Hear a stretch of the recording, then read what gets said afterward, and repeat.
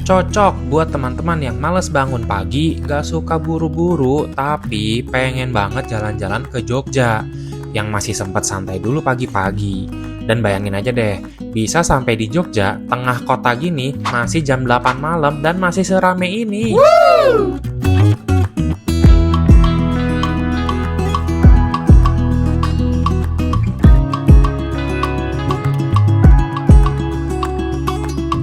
Soalnya nih, ada kereta yang berangkatnya siang-siang dari tengah kota Jakarta dan bisa tiba di tengah kota Jogja agak terlalu malam. Keretanya udah super ngebut, fasilitasnya super, nggak banyak berhenti, tahu-tahu sampai di tujuan. Ini adalah kereta Rasa Argo di rute Jakarta-Jogja, apalagi kalau bukan kereta Taksaka.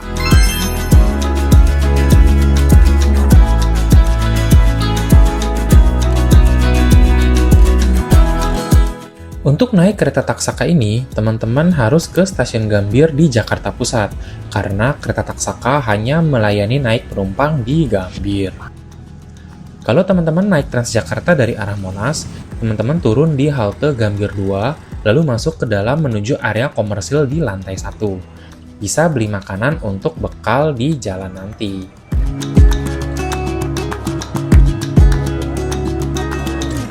Tapi saya nggak mau beli makanan di sini karena saya mau beli makanan nanti di dalam kereta.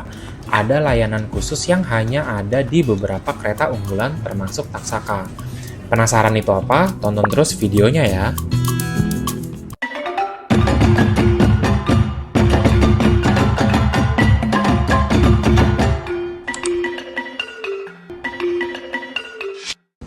Tapi kalau teman-teman naik ojol atau naik taksi, biasanya teman-teman bakal diturunin di pintu timur. Dari sini, langsung masuk ke hall keberangkatan sebelah selatan. Sebetulnya ada dua hall keberangkatan di stasiun Gambir, hall utara sama hall selatan. Bedanya adalah kalau hall selatan ini khusus untuk teman-teman yang sudah terdaftar untuk boarding menggunakan face recognition atau menggunakan pindai wajah. Nah, buat teman-teman yang belum daftar, itu tuh ada di sebelah sana untuk pendaftarannya.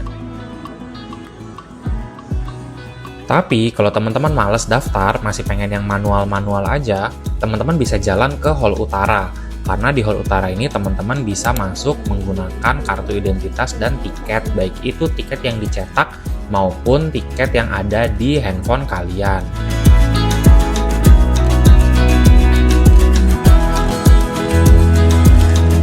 Untuk nyetak tiket, teman-teman hanya perlu cari mesin seperti ini nih. Masukkan kode booking, lalu tiket akan keluar untuk teman-teman gunakan pada saat boarding di gate keberangkatan.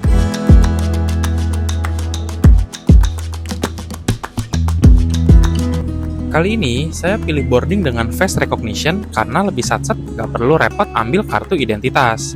Kalau teman-teman boarding dengan face recognition, pastikan langsung mengecek layar informasi keberangkatan kereta, biar teman-teman tidak salah naik peron keberangkatan. Ngomong-ngomong soal fasilitas, bisa dibilang stasiun Gambir ini sangat lengkap loh. Selesai proses boarding, teman-teman bisa memanfaatkan beberapa fasilitas yang ada di lantai dasar seperti toilet, tempat bermain untuk anak, dan ada juga area kerja bersama atau coworking space buat teman-teman yang masih harus sempetin kerja sebelum naik kereta. Nggak ketinggalan juga ada fasilitas isi ulang air minum buat teman-teman yang membawa botol minum sendiri.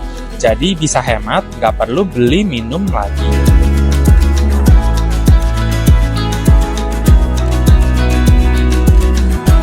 Naik ke lantai 2, teman-teman bisa melaksanakan ibadah sholat di musola yang ada di sini. Musolanya juga sudah dipisahkan untuk laki-laki dan perempuan.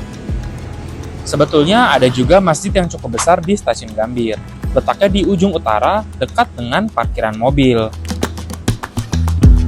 Kalau di lantai 2 ini, kebanyakan digunakan sebagai ruang tunggu keberangkatan sebelum para penumpang naik ke atas peron untuk masuk ke dalam kereta.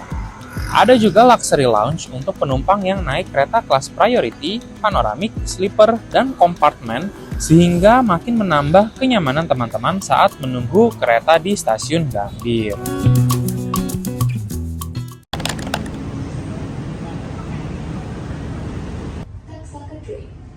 Masuk ke kabin penumpang, langsung kedap suaranya dari luar. Kali ini saya duduk di kursi nomor 9A, dapatnya di sebelah kiri. Kita buka tirai dulu biar puas lihat ke luar jendela. Ada apa aja di kursi sini? Yuk kita bahas satu-satu. Di dalam satu kereta eksekutif ini ada 50 tempat duduk yang semuanya menghadap searah laju kereta. Bisa juga diputar sih kalau teman-teman mau. Begini penampakan kursinya, warna biru tua dengan sedikit motif pada covernya. Jarak antar kursi di kelas eksekutif ini cukup longgar. Untuk saya yang tingginya 185 cm, ini sih lega banget buat selonjoran ya. Kaki anti pegel soalnya ada juga footrest yang bisa disesuaikan posisinya dengan menekan tuas di sebelahnya. Atur aja pakai kaki, menyesuaikan posisi nyamannya teman-teman. Di bawah sandaran tangan tengah ini ada juga colokan USB tipe A dan tipe C yang bisa teman-teman gunakan untuk ngecas handphone. Cocok nih buat teman-teman yang duduk di pinggir lorong biar nggak ribet sama kabel-kabel ke colokan listrik yang ada di dinding. Nah, ini dia colokan listrik universal yang ada di dinding kereta. Ada dua, tapi ini cuma boleh dipakai untuk ngecas handphone, tablet, atau laptop aja ya. Ada juga nih space kecil di bawah jendela yang bisa digunakan sebagai tempat naruh barang-barang kalian. Ini sih sebagai pengganti meja kecil yang dulu ada di kereta-kereta lama. Tapi kalau saya lebih suka menaruh botol minum di kantong kursi yang ada di depan kita, supaya nggak jatuh pada saat keretanya belok atau berguncang selama perjalanan. Oh iya, teman-teman juga bakal dikasih satu buah kantong sampah yang terbuat dari kertas, jadi lebih ramah lingkungan kalau sebelumnya pakai plastik. Di atas itu juga ada cupstock atau gantungan untuk meletakkan barang-barang kalian. Kalau sandaran tangan di pinggir ini kita buka, ada meja lipat yang bisa kita pakai untuk makan atau bekerja. Maksimal 3 kg aja ya, supaya masih bisa kuat menahan beban di atasnya. Khawatir pinggang pegel? Tenang aja, kursinya bisa dimiringkan dengan menekan tombol yang ada di samping sini. Ya, kira-kira jaraknya segini nih kalau dimiringkan secara penuh.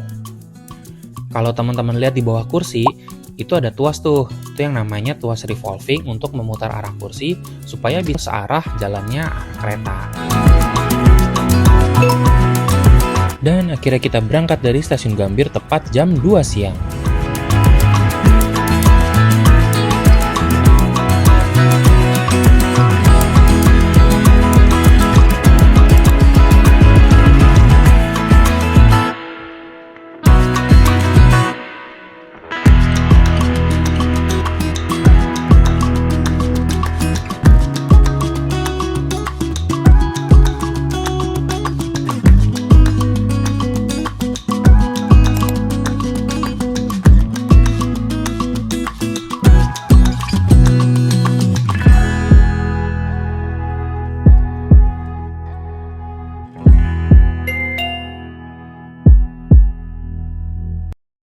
Kereta Taksaka adalah kereta kelas eksekutif unggulan dengan rute Jakarta-Jogja PP.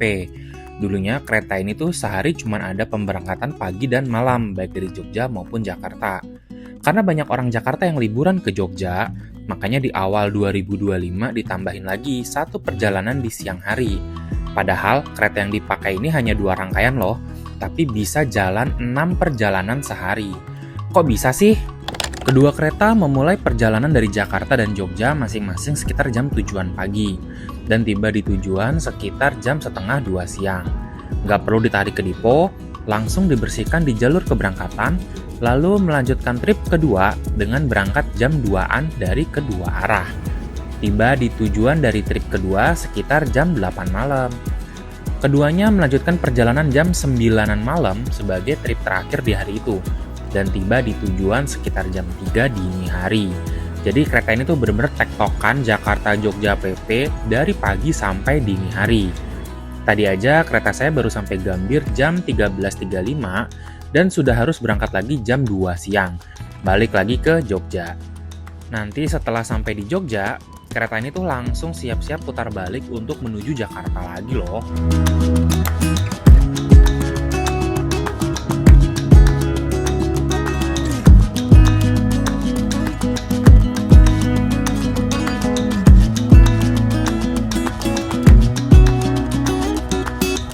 Kereta Taksaka siang ini hanya berhenti di stasiun Cirebon, Purwokerto, dan Kebumen sebelum mengakhiri di Yogyakarta. Berangkat dari Gambir jam 2 siang, tiba di stasiun Jogja pada jam 8:10 malam. Membawa dua kelas layanan yaitu eksekutif dan luxury, tiket kereta ini dibanderol dengan harga Rp590.000 sampai dengan Rp720.000 untuk kelas eksekutif.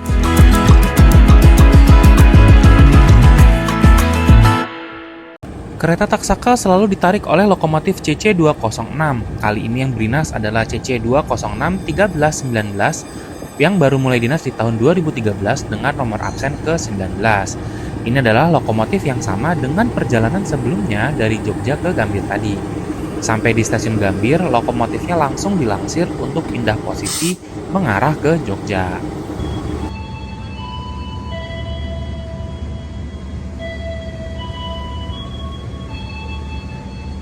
Hari ini saya ada di Eksekutif 8 dengan kereta New Generation buatan Industri Kereta Api atau INKA.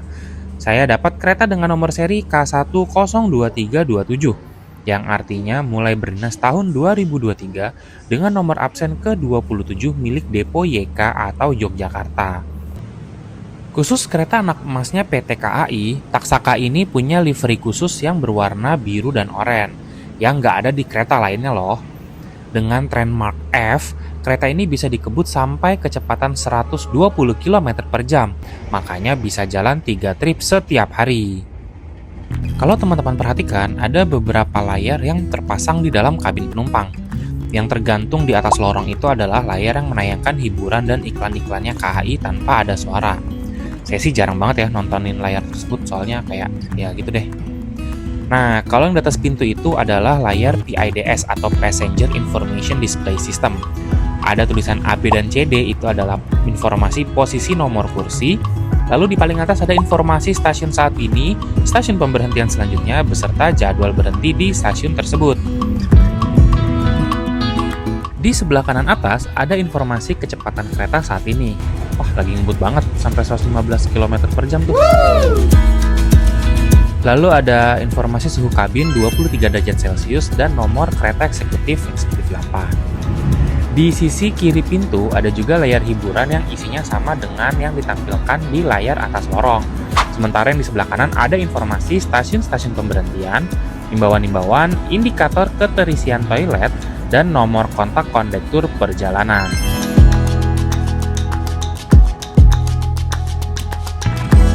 Gak perlu capek buka tutup pintu karena ada fitur tercanggih yaitu pintu berpenggerak elektrik untuk keluar masuk di kabin penumpang, di sambungan antar kereta, dan juga pintu keluar masuk rangkaian kereta.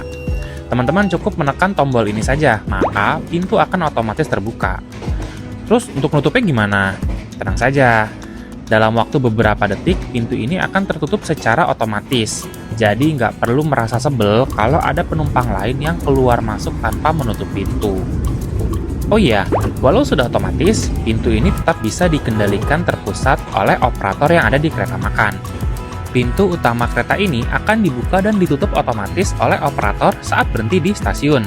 Selama dalam perjalanan, pintu utama ini nggak akan bisa kita buka. Contohnya dari mana? Nah ini nih, teman-teman bisa lihat lampu indikator yang ada di tombol ini mati. Dia nggak nyala nih. Yang mana kalau kita pencet pun dia tidak akan terbuka pintunya. Jadi pasti aman sampai dengan operator mengaktifkan kembali pintu ini.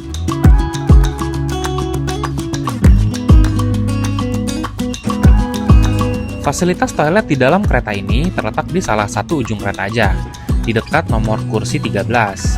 Ada dua toilet, yang satu untuk pria berwarna biru dan satu lagi untuk wanita berwarna pink. Kita lihat dalamnya kurang lebih seperti ini. Ada kloset duduk yang bisa buat buang air kecil dan buang air besar dengan bidet atau semprotan air, dan tombol flush di belakangnya. Ada juga tisu dan tempat sampah di bawahnya. Lalu ada mini wastafel dan ada keran foot washer untuk cuci kaki atau ambil air wudhu. Ada juga pegangan biar kuat menghadapi guncangan kereta, dan di sini ada kapstok untuk menggantung sesuatu. Lalu ada juga cermin yang sangat besar ukurannya. Oh iya, lupa. Ada juga sabun cuci tangan di sini loh.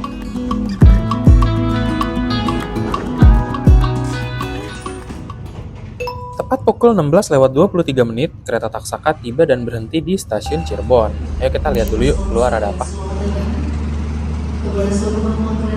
Nah, itu yang di seberang sana adalah depo kereta Cirebon yang dipakai untuk perawatan kereta-kereta Daop 3 seperti Ranggajati yang ke Jember, Cakrabuana, dan kereta Gunung Jati. Di sebelah sana juga ada depo lokomotif.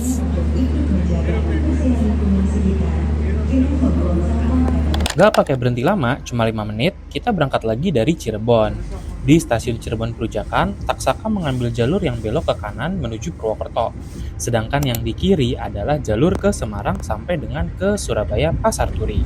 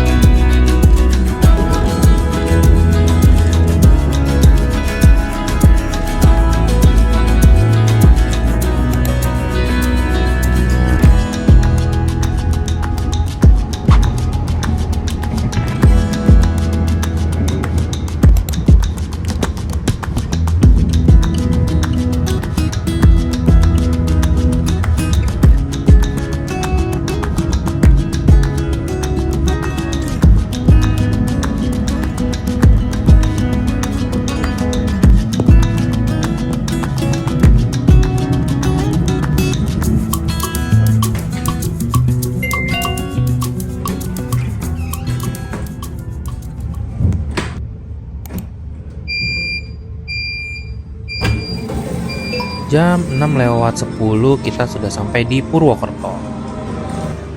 Di jalur satu sana ada kereta api Kertanegara dengan tujuan Malang yang nanti berangkatnya jam 6:30. Ya, kira-kira setengah jam lagi.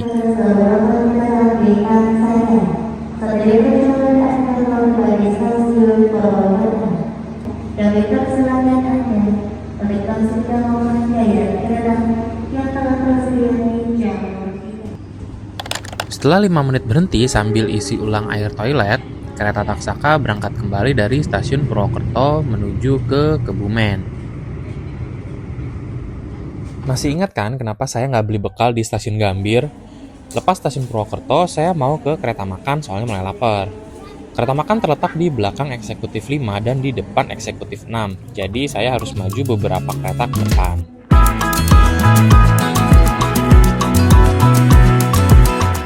Untung nggak terlalu ramai ya keretanya.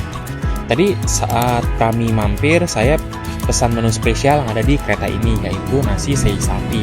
Menu ini spesial karena dimasak langsung oleh chef yang ada di kereta.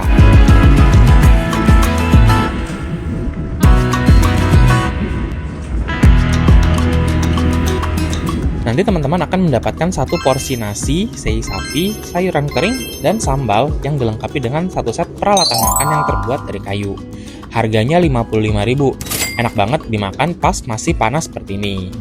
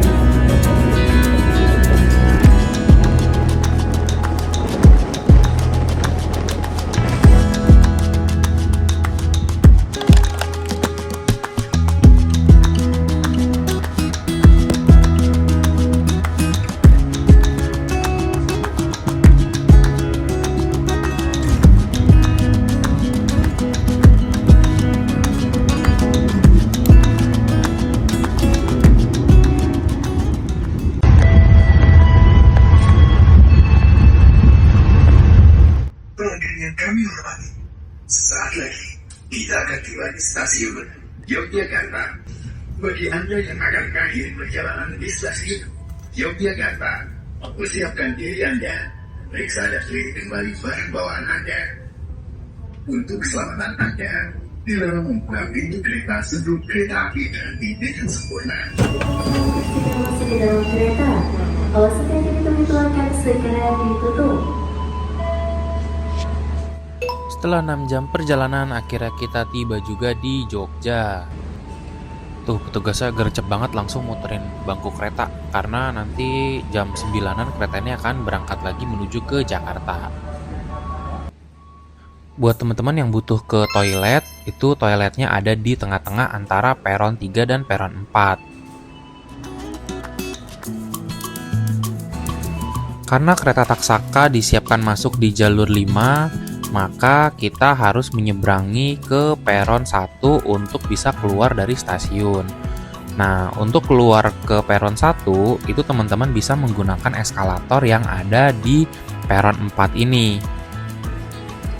Eskalator ini merupakan akses terowongan penyeberangan dari peron 3 dan 4 ke peron 1. Jadi, teman-teman tidak perlu nyeberang rel ataupun nyeberang kereta apabila ada kereta yang sedang terparkir di jalur 1, 2, ataupun 3.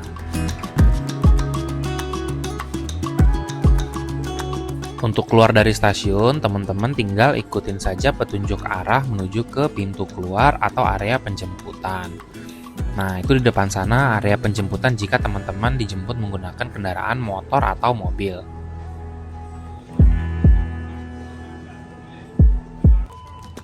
Naik kereta Taksaka memang menjadi salah satu pilihan yang cepat untuk pergi ke Jogja. Ditambah adanya jadwal kereta Taksaka siang yang bikin teman-teman makin nyaman. Armada kereta baru dan servis yang oke udah pasti bisa membuat perjalanan ke Jogja jadi lebih menyenangkan.